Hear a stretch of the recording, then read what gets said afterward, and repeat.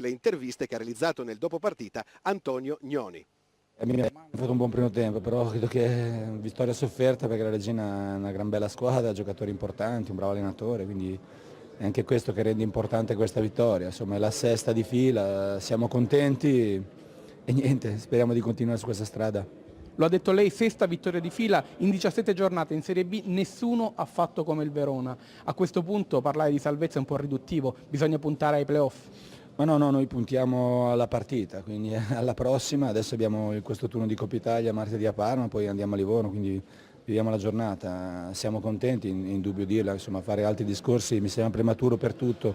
Non è bastato un secondo tempo a trazione anteriore per rimediare a un primo tempo regalato agli avversari? Non so se è regalato, hanno fatto meglio loro, certamente il primo tempo, anche se poi le vere occasioni da gol non è che ne hanno avute tantissime. Sono andati in vantaggio, tutto sommato meritatamente, però è anche vero che nel secondo tempo qualcosa in più meritavamo anche noi. È un grande momento per la squadra, ma è soprattutto un grande momento per lei. Alla Serie A, col Verona o senza, ci pensa?